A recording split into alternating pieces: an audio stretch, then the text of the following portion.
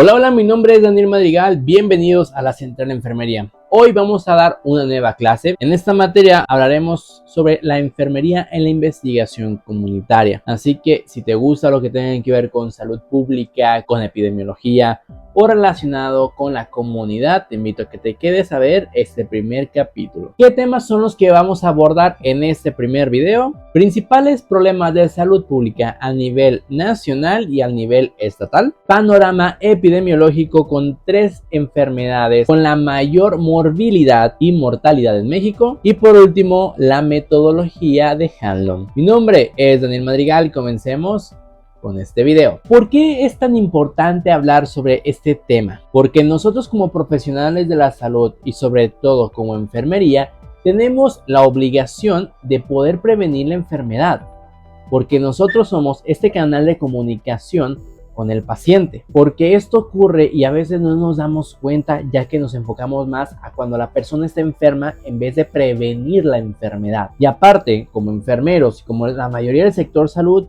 no estamos muy enfocados en la realidad epidemiológica que sucede en el momento, o no nos interesan los números, las cifras, la comunidad, la base de la salud prácticamente. Simplemente a veces hablamos de que, mira, ya hay más aumentos de enfermedades como tipo diabetes, o cuando era COVID, ya hay más cifras en ese estado, ya hay más cifras en esa ciudad, ya hay más cifras en ese país. Pero no nos enfocamos ciertamente en los números, o no nos enfocamos en esas enfermedades, las cuales están creciendo y creciendo y creciendo y siguen creciendo, porque no nos vamos a la base, a la forma preventiva. Nos enfocamos más al darle ya este medicamento para que el paciente se controle. Conocer el panorama en cuanto a la salud pública nos va a ayudar a fortalecer la rama de la salud. Nos va a ayudar a comprender un poco más la realidad de lo que está pasando actualmente y cómo podemos trabajar de una manera más estratégica para controlar estas enfermedades. México actualmente lleva una doble carga en cuanto a la enfermedad. ¿Esto qué significa? Que por un lado nos seguimos enfrentando a enfermedades infecciosas o transmisibles como el SARS-CoV-2, como el VIH, pero del otro lado tenemos otras enfermedades que a pesar de que son crónico-degenerativas, que a pesar de que podemos prevenirlas, ahí están: hipertensión o diabetes, y ni se diga la obesidad. Este fenómeno es un poco complejo de a veces entenderlo, porque pone una presión muy grande sobre el sector salud y sobre los profesionales en salud. Tenemos que atender enfermedades que antes eran prioridad como infección, pero al mismo tiempo nos tenemos que enfrentar a enfermedades las cuales se pueden llegar a prevenir o controlar, y nos esperamos hasta que ya estén hasta un grado gravísimo y ya estamos casi cerca de la desvivisión. En vez de estar dando una atención pronta y oportuna, nos esperamos a que nuestro paciente esté grave. Hablemos principalmente de la diabetes mellitus tipo 2. La diabetes es uno de los problemas graves de la salud pública en México. De hecho, se encuentra entre las principales causas de muerte en el país. Lo preocupante es que no hablamos de cifras de mortalidad, sino también de la enorme cantidad de complicaciones que este genera. ¿Qué complicaciones puede generar la diabetes mellitus? Pie diabético, retinopatía diabética, que esta después puede llevar a una ceguera, neuropatías diabéticas y ni se diga una insuficiencia renal. Además de que gran parte de la población en México vive con diabetes mellitus tipo 2, sobre todo casi el 50% de los adultos a partir de los 40 años, el tratamiento se empieza a retrasar por el poco falta de insumos, porque no hay medicamentos y ni siquiera hay insulinas en el sector público. ¿Esto qué va a pasar? Que va a aumentar el riesgo en que más personas tengan diabetes o que la diabetes se empiece a descontrolar y empiecen las complicaciones.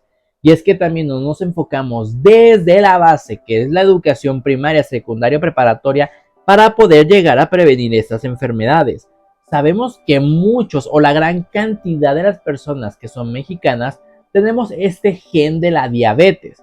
Y el problema es que antes de evitar de que este se desarrolle, le seguimos dando leña para que crezca. Le seguimos dando leña para enfermarnos de diabetes. Porque sí, consumimos litros y litros de refresco, porque no hacemos actividad física, porque vivimos sedentarios, porque qué huevo utilizar las escaleras normales y utilizamos el elevador o las escaleras eléctricas. Qué hueva caminar 6 cuadras a la plaza comercial a comprar algo en la tienda, mejor me voy en un auto de plataforma o uso el transporte público, porque evitamos hacer cosas físicas por nuestra comodidad, porque me voy a cansar y al rato estamos en el hospital, mal. ¿Por quién crees? ¿Por culpa del médico, del enfermero, de que no tiene un tratamiento correcto? Porque simplemente no te cuida. Como profesionales de la salud, debemos recordar que la diabetes mellitus no es cualquier tipo de enfermedad y que esta no solamente se va a tratar con medicamento, ni con la metformina de 850, ni linagliptina, ni con nada, ni con la insulina. La base del manejo en cuanto a la diabetes mellitus es la educación al paciente en la alimentación, en el acompañamiento para la prevención y un fomento correcto de actividad física. Nos vamos con hipertensión arterial y enfermedades cardiovasculares. La hipertensión es otro de los grandes enemigos silenciosos de nuestra población. Se le llama así porque muchas veces el paciente no presenta ningún síntoma, hasta que ya existe un daño considerable. Las complicaciones más comunes incluyen infartos agudos al miocardio, enfermedades cerebrovasculares y hasta un daño renal crónico. En la práctica diaria, sabemos que un gran porcentaje de los pacientes no cumplen con el tratamiento. Aquí es donde nuestro papel como enfermeros y médicos es clave. Debemos educar, reforzar la adherencia terapéutica y promover estilos de vida saludable. Nos pasamos a la obesidad y el sobrepeso. Porque sí, desde que nuestro bebé está pequeñito de 5 meses, de 1 año, 2 años, les voy a dar una paletita para que guarde silencio y deje de llorar. O le voy a dar esto que tiene altos niveles de glucosa para que ya guarde silencio y se calme. O le doy unas galletas, o le doy nieve, o le doy refresco. Y al rato, ay, mijo, es que está gordito. Ay, es que se ve muy bonito gordito. Y lo ves flaco, ay, no, es que estás enfermo, estás desnutrido, te faltan vitaminas. Señora, ¿usted es nutrióloga? ¿Es química? ¿Es médico? ¿Es enfermera? ¿Qué es? Para usted saber si ese paciente vive con algún tipo de enfermedad, un trastorno metabólico, si esa obesidad es por algo malo, o esa persona que está, ese niño que está delgadito es por enfermedad o simplemente así su físico. ¿Qué tal si come bien? No podemos estar juzgando a las personas simplemente por juzgar, pero sí nos vamos a dar cuenta de que no se les da un cuidado responsable para poder evitar la obesidad, para poder evitar el sobrepeso. México, el más del 70% de la población vive con obesidad o vive con sobrepeso. Crudo, pero real. Somos el país número 2 a nivel mundial con obesidad y sobrepeso. El número 1 está en el norte, es Estados Unidos. Pero imagínate, más del 70% de México vive con sobrepeso o con obesidad. ¿En verdad estamos orgullosos de esto? Porque sabemos que esta obesidad y ese sobrepeso generan complicaciones también. Esto no es un dato aislado, no es un dato que digo por decir, sino simplemente en la calle. Cuenta 10 personas y dime cuántos no tienen sobrepeso o cuántos no se ven con obesidad.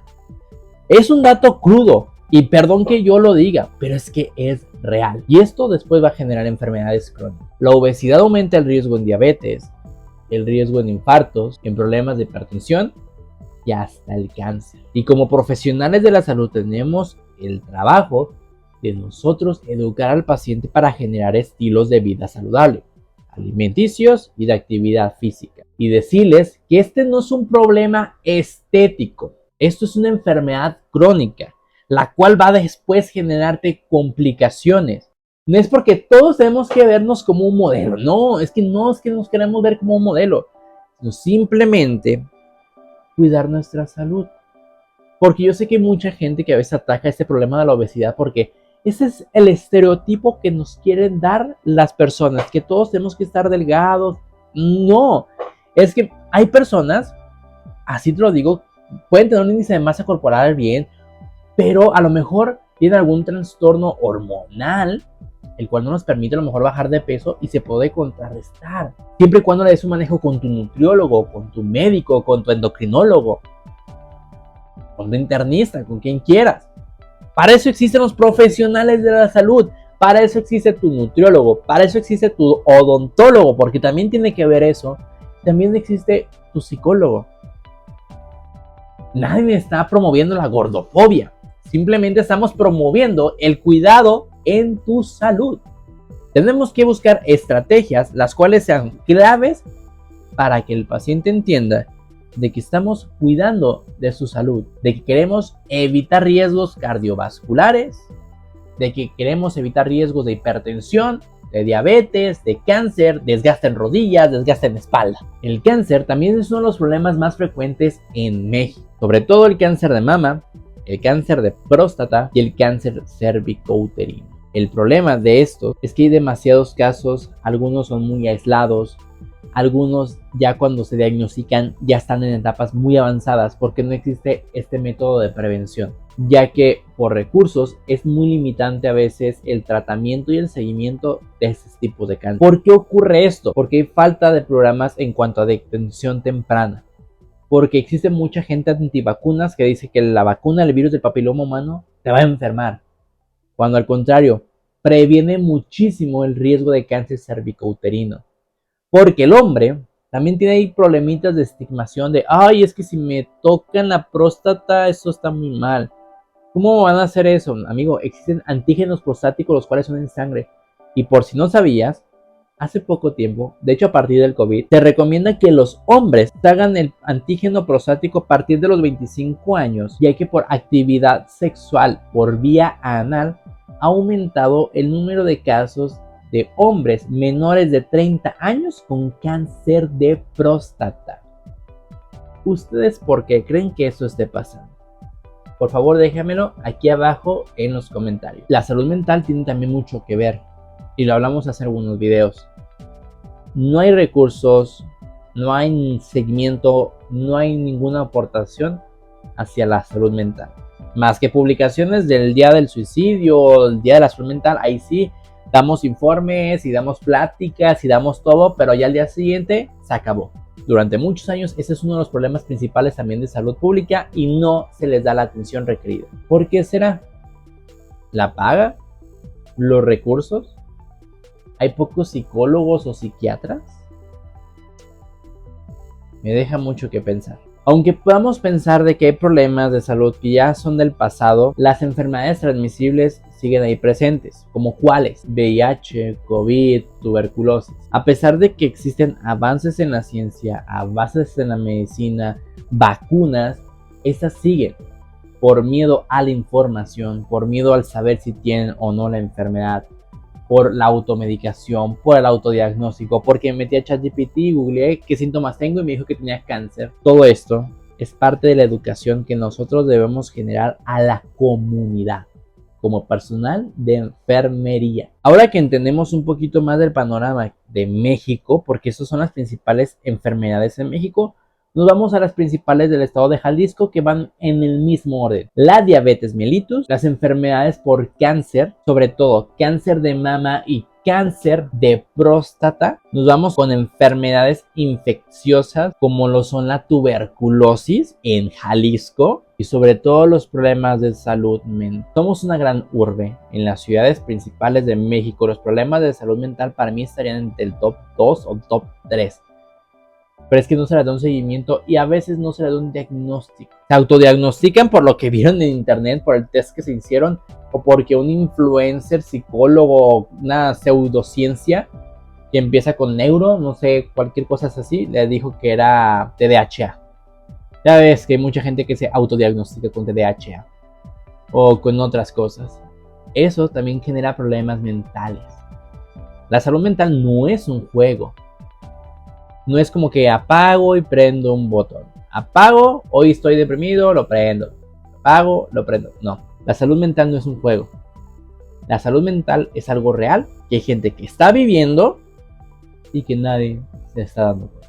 Ya vimos las principales enfermedades en salud pública de México y de Jalisco, pero la pregunta es, ¿qué papel jugamos nosotros como profesionales de salud en este panorama? Primero y principal, la prevención y la promoción. Nuestra primera responsabilidad como enfermeros es comunicar a los pacientes para prevenir cualquier enfermedad.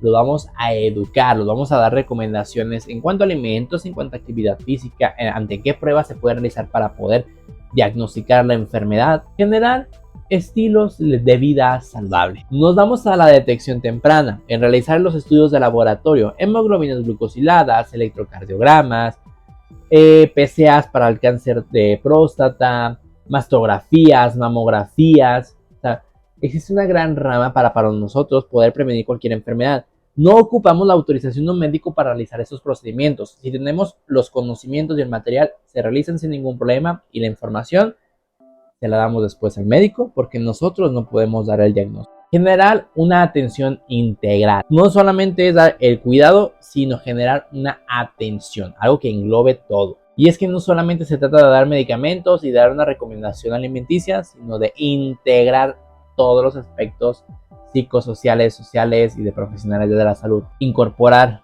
al paciente al tratamiento, incorporar a la familia también a la adherencia del tratamiento. Y en cuanto a la salud mental, nuestra tarea es detectar esas señales que digan: esta persona tiene un problema y tenemos que ayudarla. Nosotros nos podemos dar cuenta cuando alguien tiene un problema de salud mental. El problema es que a veces no lo hacemos, tenemos miedo. Y no hay por qué tenerle miedo a la salud mental. Al contrario, hay que apoyar, hay que solidarizarnos. Hay que dar una atención especializada de manera inmediata. Si tú das una atención de manera inmediata, ese paciente que a lo mejor tiene el riesgo de la automorición o de la desvivisión, ya lo pudiste ayudar, preveniste a lo mejor esto. Como hemos visto, en México existen enormes retos con estas enfermedades y ni se diga en materia de salud pública. Pero cada reto tiene una oportunidad y eso nos tenemos que enfocar.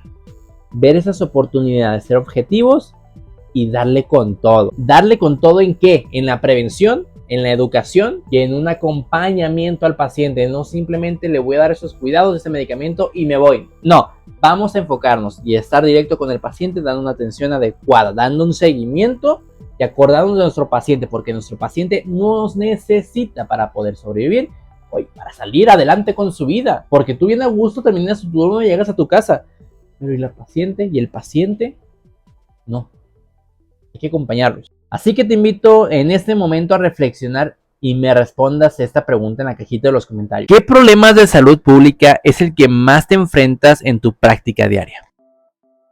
Déjamelo aquí en los comentarios. Hablemos ahora sobre la mortalidad y morbilidad en México. Ya estamos en aspectos de la comunidad y epidemiológicos. Y es importante también entender la epidemiología en México, ya que nos enfrentamos a esa transición epidemiológica con enfermedades por virus y crónico-degenerativas. Mientras unas a lo mejor van disminuyendo, otras van saliendo a flote, otras siguen creciendo y siguen afectando a nuestra población. Una de las principales son las enfermedades cardiovasculares, las enfermedades que son en el corazón. Las enfermedades del corazón ocupan el primer lugar de mortalidad. Cada año, más de 180,000 personas pierden la vida por esta causa. Esto incluye tanto infartos agudos al miocardio como insuficiencia cardíaca y otras enfermedades cardiovasculares. Lo alarmante de esas enfermedades es que muchas veces no presentan síntomas evidentes hasta que ocurre un evento grave. Por eso, la detección temprana y el control de los factores de riesgos son fundamentales. ¿Cuáles factores pueden ser relevantes? La hipertensión, la obesidad, el sobrepeso, la diabetes mellitus, el sedentarismo, niveles de colesterol altos, alcoholismo y el tabaquismo. Y esto no es cine. De ahí nos pasamos a la diabetes mellitus. La diabetes mellitus ocupa el segundo lugar de mortalidad en México.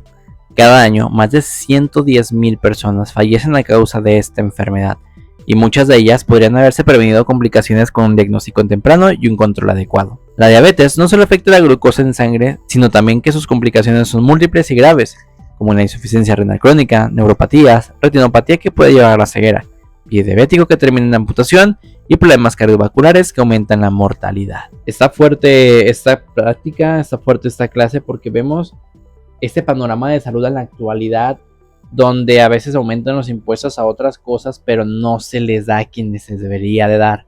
O sea, el apoyo se le da a otros programas sociales y estamos dejando al lado los problemas de salud, estamos dejando los problemas de salud mental. No hay recursos 100% directos al sector salud. Y eso es muy grave. Nos vamos a los tumores malignos o el cáncer. En tercer lugar, encontramos los tumores malignos, conocidos comúnmente como cáncer. El cáncer de mama, próstata y cérvico-uterino son los más frecuentes en México. El gran reto con el cáncer es que muchas veces se diagnostica en etapas muy avanzadas, cuando el tratamiento es menos efectivo y la tasa de supervivencia disminuye considerablemente. Esto ocurre principalmente por la falta de acceso a estudios de detección temprana, el miedo o el desconocimiento de la población y la desigualdad en la atención médica. Ahora hablemos un poquito sobre la morbilidad en México. Esto nos habla que ciertas enfermedades que enfrenta la población, que enfrenta el país, generan una mayor carga hacia el médico. Estas enfermedades, al generar un mayor caso, un aumento en cuanto a la morbilidad, coincide o va de la mano también con los casos de mortalidad en México. ¿Como cuáles? La diabetes mellitus. En términos de morbilidad, la diabetes se mantiene como la enfermedad más frecuente. La población que vive con diabetes necesita seguimiento constante, controles de glucosa, educación en alimentos, actividad física y prevención de complicaciones. De ahí nos pasamos a la hipertensión arterial. La hipertensión arterial es otra enfermedad altamente prevalente. Muchas personas no saben lo que padecen y cuando se presenta un evento grave como un infarto o un derrame cerebral, las consecuencias son devastadoras. La detección temprana mediante toma de presión arterial rutinaria, educación sobre reducción de sal en dieta y promoción de hábitos saludables puede significar la mortalidad asociada. Las enfermedades isquémicas del corazón. Finalmente, las enfermedades isquémicas del corazón representan la tercera causa de morbilidad en México. Incluyen tanto infartos, anginas y otras patologías que afectan directamente a la circulación coronaria. El impacto no es solo clínico, sino también social. Generan ausencias laborales, dependencia y disminución de la calidad de vida. Nuevamente, la prevención y la educación son fundamentales. Y después de revisar todo esto, después de toda esta información, ¿qué reflexión te deja? Me gustaría saberlo aquí abajo. Y hablemos sobre el rol de enfermería. El primero y el más importante es la educación a tu paciente. Educar en cuanto a factores de riesgo y educar en hábitos saludables. El implementar programas de tamizaje y de estudios de laboratorio para llevar un control y un seguimiento de tus pacientes. Acompañar a tu paciente en un manejo integral, considerando aspectos sexuales, sociales, culturales y hasta económicos. Y ni se digan familiares y psicológicos. Y participar en campañas comunitarias, las cuales pueden llegar a ser o 100% son preventivas, donde una buena toma de glucosa, una buena toma de presión, una buena toma de estudios laboratoriales puede prevenir la complicación de tu paciente o cualquier enfermedad. Nuestra labor como personal de enfermería no es solamente curar heridas, administrar medicamentos, sino también educar, hacer investigación, porque es la base de todo. Ahora hablemos sobre la aplicación del método Hanlon en la priorización de problemas de salud aquí en México. Este método nos va a ayudar a identificar y a priorizar los problemas de salud que tiene nuestro país. Ojo, no solamente va a aplicar para México, sino aplica para todos los países que me ven. Sobre todo, un saludo a la gente de Perú, de Colombia y Venezuela, que son los principales seguidores de este canal, aparte de los mexicanos. Un saludo y un corazoncito enorme, gracias por todo su apoyo. Pero continuemos con el tema. Con esto vamos a ver qué se tiene que atender de manera rápida y urgente, priorizando. Pero, ¿qué es el método Hanlon? ¿Cómo surgió? El método Hanlon fue desarrollado por el epidemiólogo James Hanlon en la década de 1970. Su objetivo principal era proporcionar un marco estructurado y objetivo para la priorización de problemas en salud pública. Este método se empieza a evaluar de 4 componentes claves.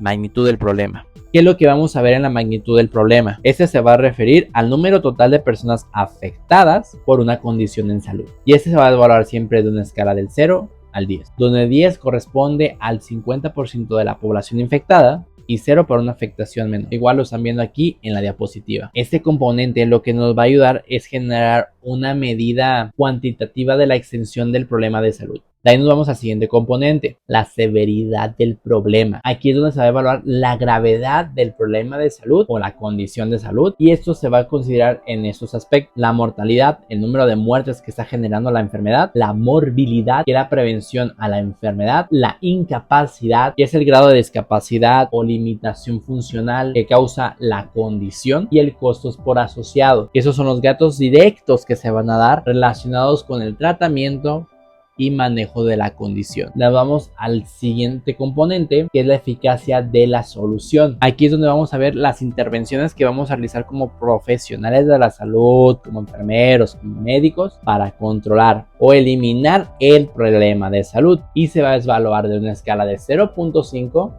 a 1.5, donde 0.5 es de que el problema es difícil de implementar o tiene baja efectividad, y donde 1.5 indica que hay una intervención altamente efectiva y fácil de implementar. Estos componentes nos van a ayudar a poder dar un buen trabajo y un seguimiento a las enfermedades, y que esos sean abordados de una manera más efectiva. Nos vamos al componente número 4, que es la factibilidad del programa. Esto va a evaluar o se va a implementar en una intervención para el problema de salud considerando el modelo PEARL.